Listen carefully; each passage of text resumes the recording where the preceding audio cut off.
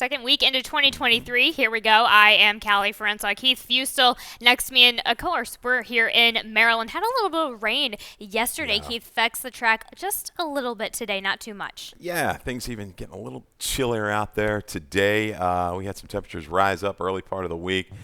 Now a little bit of a downward trend, and some rain, maybe even a little bit more up north. But 49 degrees right now. Track is harrowed. Track is good, so moisture kind of maintained in this racetrack. We'll see if it lasts throughout today, if we can upgrade it or not. But, yeah, kind of cloudy skies. Not the most beautiful day out there. But you know what? There's racing action. There's gambling action, and that's what we're here for. And that is what we're here for. Race number 1 starts the early pick 5, but this starts in a claiming 16,000 for the 4-year-olds, which have never won 2, going a mile and 16th on the dirt. Keith, you have the number 5 on top, but Pudge Boy Palace for Anthony Ferrier gets J. Ron Barbosa today.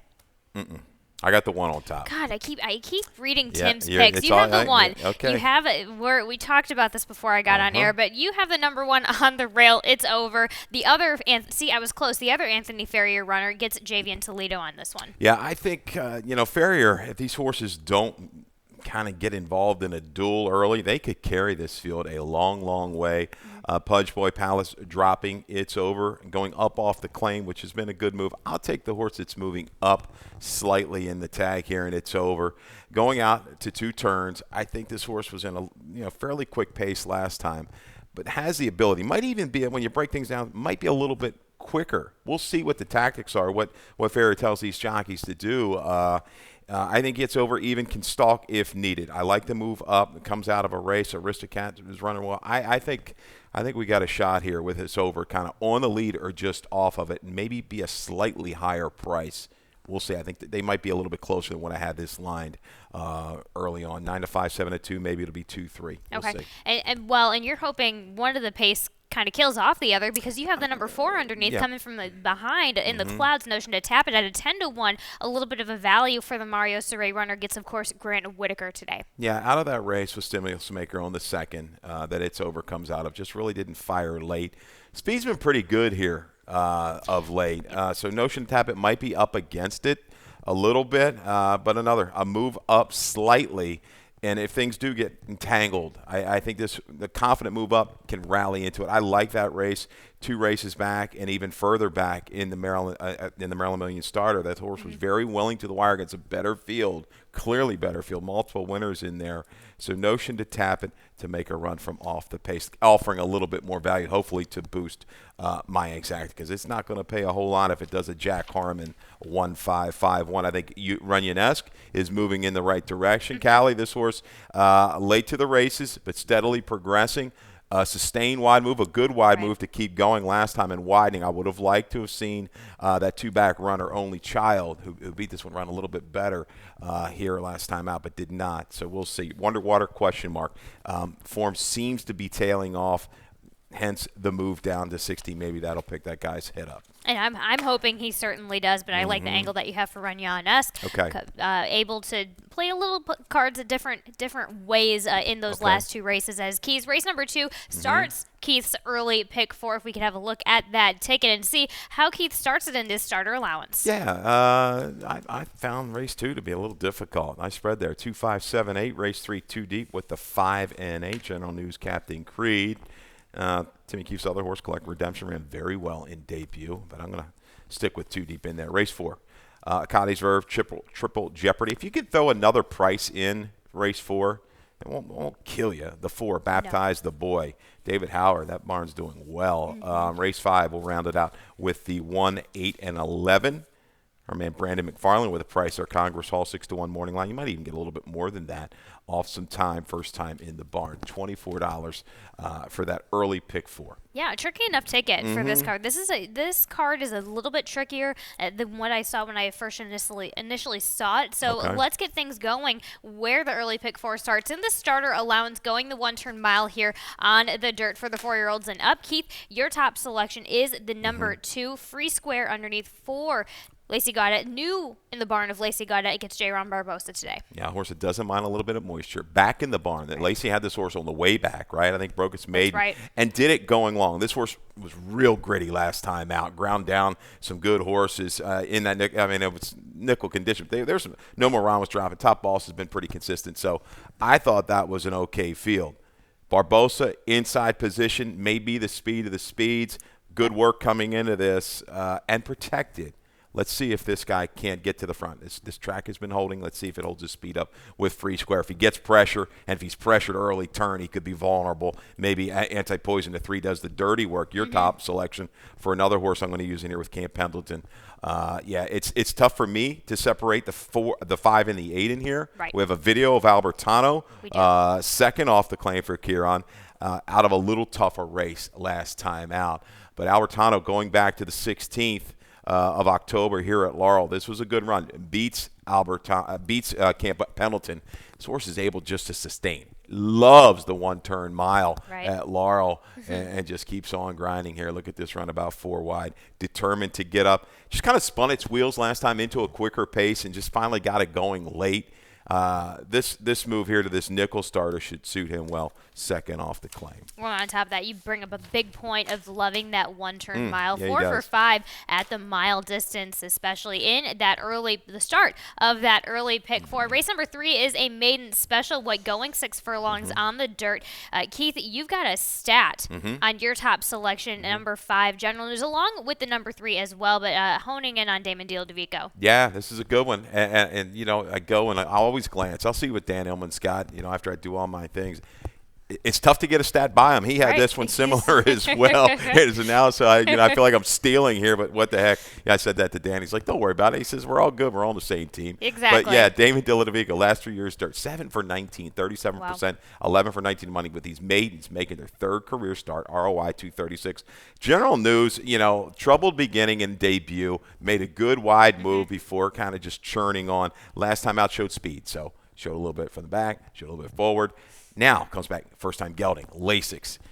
There we go. That stat to kind of cement things for me. I don't think he's quite as quick as Captain Creed, who we've got a video we'll show in a second, but I think General News can get position early and get by. He's faced the right kind. Prince of Jericho came back to run an 84 the other day in the stake, circling the train. So I think he's faced better. He certainly has, and you bring up the great point of him coming from behind the pace first time out. We're really getting the better idea of it next time out. So hopefully we just find that happy medium. Third time's a charm, especially first time gelding. You love that angle. You also go with Captain Creed, who I go with on top. We've got a video on this Tim Keefe starter for JV and Toledo in that last time out effort. Yeah, this was a good one. Captain Creed was laid off from early May down in Florida. Ran against a good horse. Awesome, strong, is perfect down there. I think it's won three straight stakes, those Florida breds. But, man, gets hooked and just digs in and is going to battle with 7's 11. It was there as pace factor the other day and just kind of keeps on going. John Hall benefits from this, and so did the other horse out there trying to bet a snack. But take nothing away from the effort of Captain Creed. Dug in and should be – with that race under its belt, the addition of Lasix, we're talking about it, the 2 to 3, all these horses, it's a little tough to gauge, and we're going to see some major form reversals. Just expect it. It's going to happen. And Captain Creed should last even more here. But General News, if he has aim, I like him to wear him down.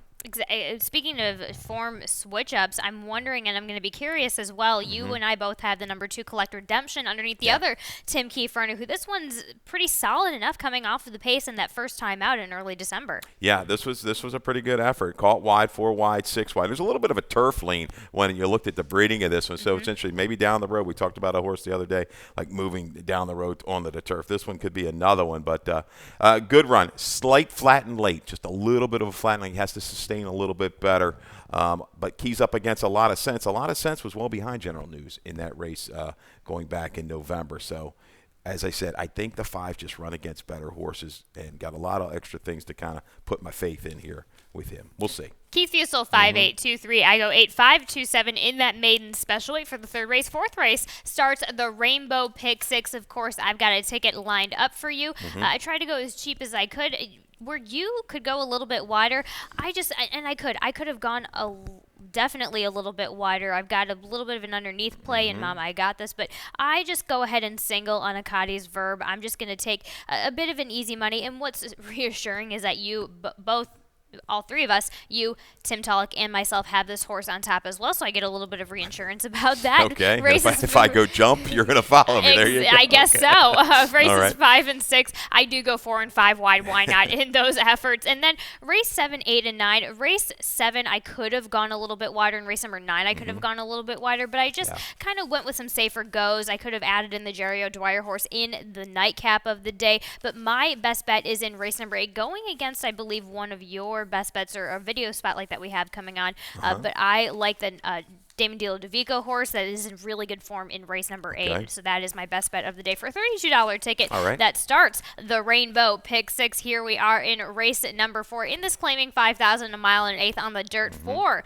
the 4-year-olds and up. And as I just mentioned, we both have Acadi's Verb for red hot Carlos Mencia. Gets Richard Monterey today. A really nice improvement last time out that we saw. Yeah, hats off to those guys too. Congrats again with the big win in the stake last week. So that was awesome. A barn that kind of flies under the radar a little bit. They've been around, and the whole team does a lot of good work. This is first time.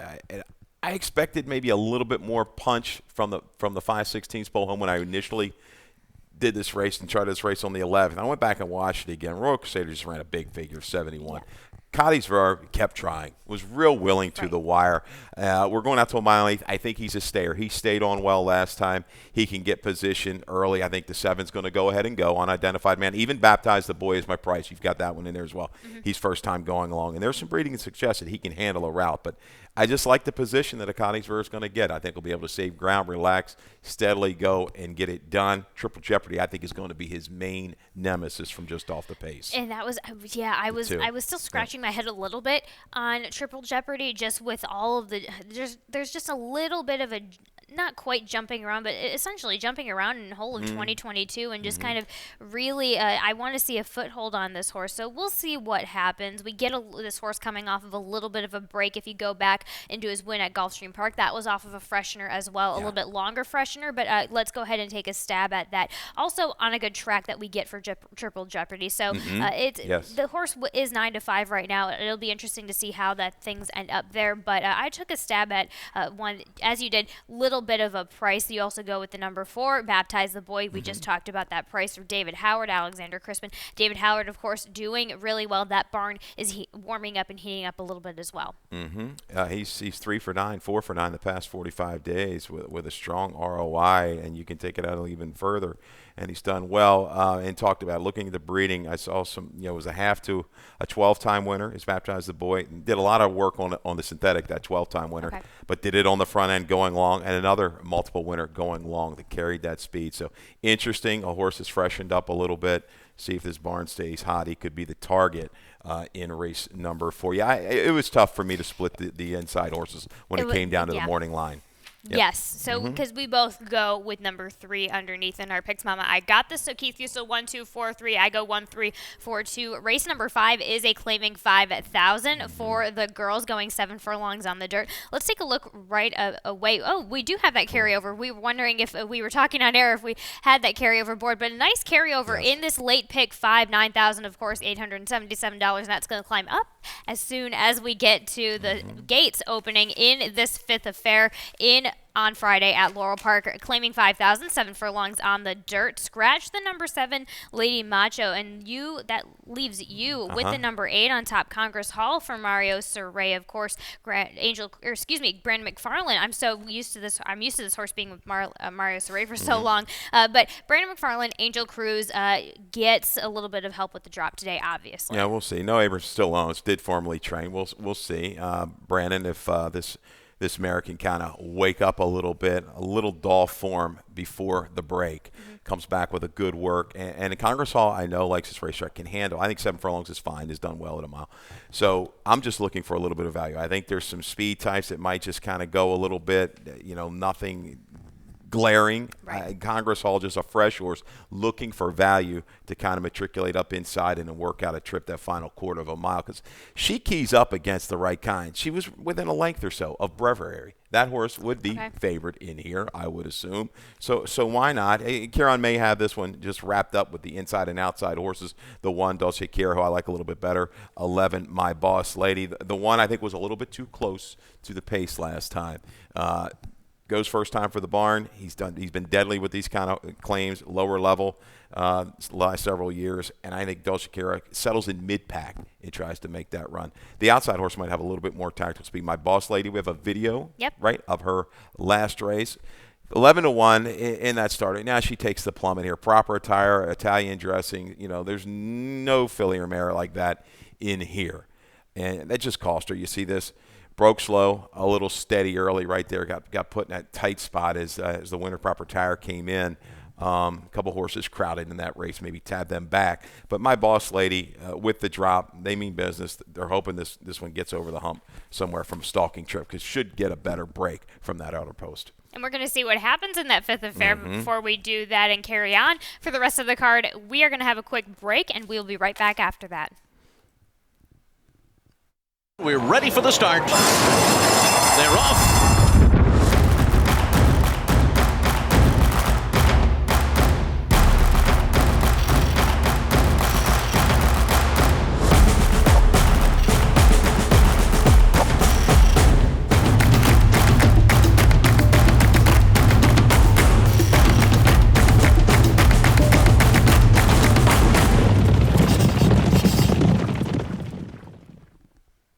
6th race today is an allowance, going a one-turn mile on the dirt for the 4-year-olds and upward. Scratching the 1A Shofar and scratching the 13 on the AE Foals Notion as well. Keith, you land on the number 12 on top, and I'm glad you did, because I thought about putting this horse in my top selection as well. 10-1 for Shaft's Bullet. Let's take a look at a stat that you have for Gary Capuano. Yeah, last 3 years, a shorter sample, but 4 for 8, 50%. 5 for 8 in the money. Dirt routes off of 180-day or more layoff. Look at that ROI, 1258. And I've got another stat. I know it's a 4-horse sample with this owner, with Paul Fowler, over the last few years. How about 12 for 18, 14 for 18 in the money? There we go. Oof. There That's we go. deadly. The number off the debut might help us and get this one to slip away a little bit, but it did attract Barbosa. Has been off that time. First time gelding, positive.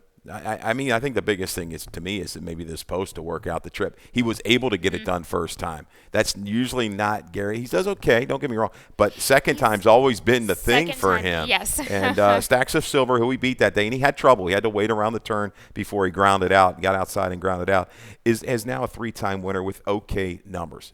You look at some of the improvements some of these other horses have made over time. They were a similar horse, maybe a little less than Shaft's Bullet initially, right? Right. This guy's training lights out over this racetrack. Tab the toad early, see what kind of early money shows up, and if it stays, if it holds, I think that will be an indicator that this horse is live. Is a little bit of a shot in race number 6. Gallant Gold's a horse that I've liked. He's just been on the improve. He just keeps trying. He does. Jeez. I mean, this race on the 18th, look at that flow, 22 and 45 and 3, just a little quick, and he just keeps giving effort. You see the comment, rated too wide, tried to get it going, and just couldn't quite get into these horses. Laid a couple of horses at a little bit better punch, but the effort is there.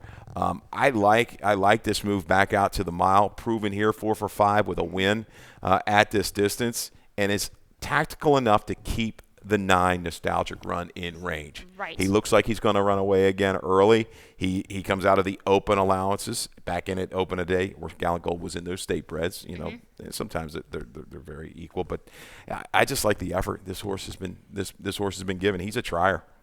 He is, and I think, I underrate him a little bit, but you have to keep him, you have to respect him constantly being thrown into these situations with a number of these horses, especially look at last race, just really giving a game effort, and I think it's all about the luck of what happens to him in the beginning of the race that really solidifies what happens for the rest of that race. So Gallant Gold, absolutely. Charlie Marquez, of course, knowing him well, but you of course include a Nostalgic Run. Let's talk about Nostalgic Run a little little bit more specifically for the Mancia and, of course, Cruz. This is probably, of course, going to be your speed of this race today. But really able to get game, especially if you go two back, and get game and get gritty once horses approach him.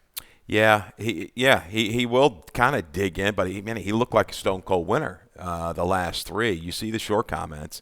Ask upper, inside, roused upper. So he's doing the pace in hand. He's doing it. A little drift last time, not quite able to hold. Sometimes I still think a mile and a 16th with a horse with his style is a little bit easier race for those horses because they can use that turn to its advantage. We'll see, how he reacts this last eighth of a mile again today, because I think Gallant Gold has got enough speed to kind of get in range of him and try to make that initial move. Then we'll see if Shafts Bullet can kick it on from there. Elusive Agent's a horse that needs to wake back up. Showed that big run, 3 races back, good effort, 2 races back, then nothing last time.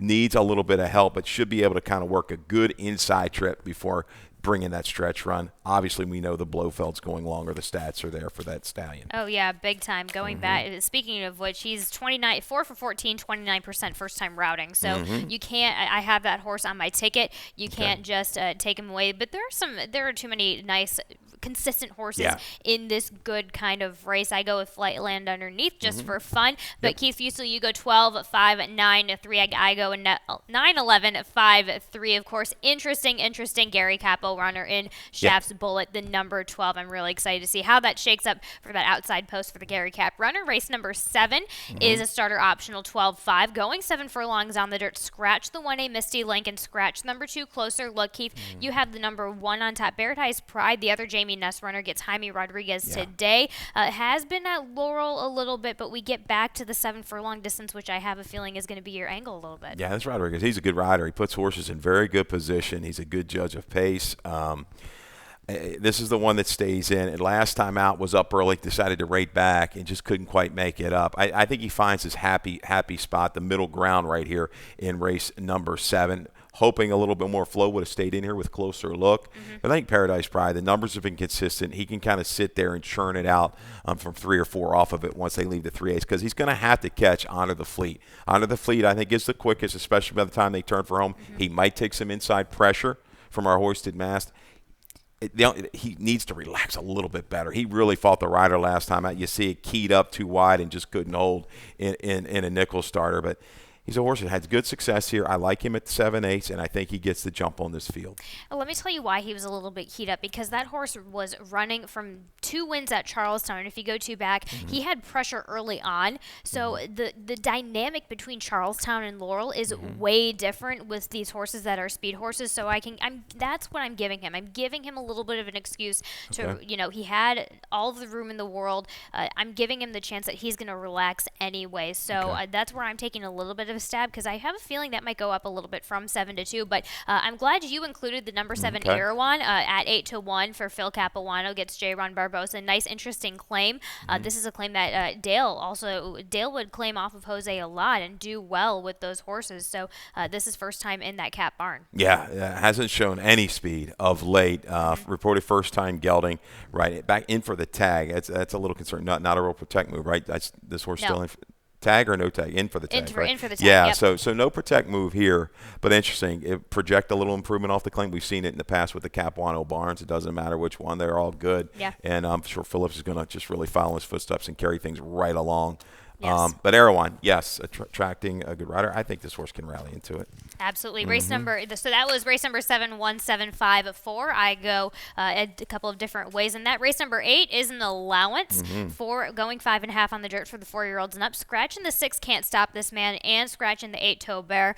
You land on the number 1 Rock the Boat for Robbie Bales. Gets Horacio Caramano. So last time we saw this one on the rail, it was on the turf in the Maryland Million Turf Sprint, but a really nice effort being able to handle that pressure on the rail. Yeah, we'll go right to the video, too, of Supreme Law is going to be right there in the mix for both of our picks. Comes out of that same race on the 11th. Bumped a little bit at the break. You see the move as the favorite on Rock the Boat wide here, 4 wide. But Supreme Law getting the best of it. Showed sharp speed from the inside in a big field. Not tough to do from that position. Inside again with speed. Supreme Law just giving away grudgingly late as Chocolate Shake for Gaudette ran huge that afternoon. Churning on is Rock the Boat. Needs a little bit better break. I think this one sits the pocket trip, maybe taking a turn from harness racing. Smart move. Behind Supreme Law and Jerry's Gem. Those two might get engaged around the turn. Third race off the break. Just needs to get position early and not have to be used hard to do it as he had to last time. The problem is 4-1 morning line will come down off of that because of a couple scratches. And this barn bets. This barn, their horses always have a ton of play. Well, on top of that, Robbie Bales recently short enough sampling, but second after the layoff, 5 for 15, 33% in the winner's circle as of late for Robbie Bales. So Robbie Bales, another one of those barns where they don't have these huge numbers, but they have strong stats, and it was so interesting enough with Rock the Boat on the inside. I like your angle with him getting a smart trip and taking advantage of that inside post as opposed to the outside post that he had last time out. And you've got Jerry's Gym on top. I do. I know he likes the moisture in the racetrack. I'm sure the connections are hoping it stays. He's perfect so far on a wet track. It's not only that, but I'm looking at those two inside horses with Supreme Law, with Rock the Boat. Now, hopefully Rock the Boat is going to be getting a lot of help in his position today, but I'm more looking at Supreme Law as a bit of the raw talent horse to go after, and then I'm just taking a look at Jerry's Gem, he's going to be right on his outside and has the advantage of being on that outside and giving Supreme Law a little bit of pressure with the horse who's just not as experienced yet. So that's the angle I'm going with, and of course you've got J-Ron Barbosa, who's 38% for Deal Duvico on the dirt as of late. Yeah, I mean that was a huge race, a really good horse race. If you get a chance to go back and watch that race on the 12th.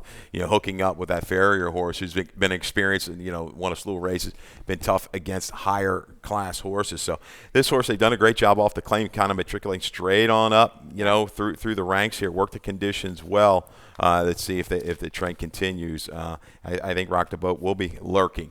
And we both go with Bomboloni for Phil Capuano underneath Carlos Lopez. That horse, enough raw talent as well, but appreciating coming back to the dirt. A little bit of just experiments all over the place with that one. Race number 9 is our nightcap, claiming at 20,000 for the girls for the 3-year-old girls, specifically going 7 furlongs on the dirt. Keith, you have the number 4 on top, Miss Fussy Pants. This one for Hammy Smith, J-Ron Barbosa, really nice effort last time out, kind of switched things up a little bit from on a track with some moisture in it. Yeah, scratch the 3, scratch the 5. Yes. They are going to be, I think they were re-entered for Sunday, right, yes. for 12-5. So take note Both of that. them. So I'm going to stay with the horse right of Hammy's. It stays in here. Miss Fussy Pants. If the track stays a little bit wet, that's fine. Might have rode the better part of the racetrack early on the 16th of December. I had a note on my kind of my trips and stuff. Track condition, outer part was good early on that day, but Lasix going on has been a move. I know recently, but it's a positive move. These kind of horses for Hammy. There's some horses that 7/8 just don't look like it's in their realm of possibility. I think Miss Fussy Pants can get to 7/8, can be able to get good position towards the inside, save a little ground, and make a progression into it. So I'll right back. I think Miss Fussy Pants can be right there. Off the second last time, gets into the winner's circle today. When you talk about that distance, look at that maiden score at Timonium, 6.5. It just fits, and I feel like it's also kind of a barn that tends to do well at 7 furlongs. Weird angle, but I see a lot of great results with the Smith barn specifically going the 6.5, 7, what have you. You also go with the number 8 underneath Golden Nev, Jerry Robb, Xavier Perez. The only angle is going to the lead with this one, but it gets a little bit of help first time against winners today. Was in from the 40 on the 16th of October, was a vet scratch, and then came back. So enough works leading up into that, especially those gate works in November, and then starting back on that work train, a nice 3/4 work to really get just to tighten up those bolts. Yeah, this was an extremely difficult race for me to put a line on. A little bit of a guess, but I think Jerry Robb, with the attention he gets with the younger horses, and she's fresh, and you look on her page, Bound by Destiny, some of the horses she's run against, I kind of ended up on her. She might be a little bit lower when things are all said and done, especially with the scratch of the 3 and the 5. So I wouldn't take less than 5-2 on her in this group. Sure. We'll see if she can get to 7/8. I'm sure it's going to be to the front, see how far she can go. I think the one who's never crossed the wire first was put up for its only win last time out. It's interesting, though. Second time blinkers, Yes. little break here. Lasix going on, ran behind Miss Fussy Pants. I think you'll see an improvement second time in the Capuano barn. And we're going to find out. Dale or Phil. Yeah, I Yep. mean, this race, and it's claiming 20,000 first time against winners for a lot of these. It could really go a couple of different directions. You also include the number 6 Cocktail Dreaming, of course, David Howard, Angel Cruz. This is second off of the claim on a barn that still is keeping things warm. Yeah, it jumped in and claimed off a Cherry Rob. It's not an easy thing to do. I looked today, sometimes on the formulator you can look and see how people, when they claim from. Right. It's not great. It's like, 8-9% over the last 5 years. Okay. So this horse kind of held close to form. She's going to have to do it again. She was against the grain of the racetrack, though, in the 16th early. She was down inside for a while and then had to work out. So maybe getting out to ground that she likes today will keep her going. I think she can handle 7/8 of a mile. 9's a little bit of a question mark coming up from Gulfstream to me. And there you have it, 4-1-8-6. And I think a very difficult nightcap. And a very difficult and interesting nightcap for Friday's card. And we're going to head over to Dave Rodman for some changes and scratches. All right, good luck.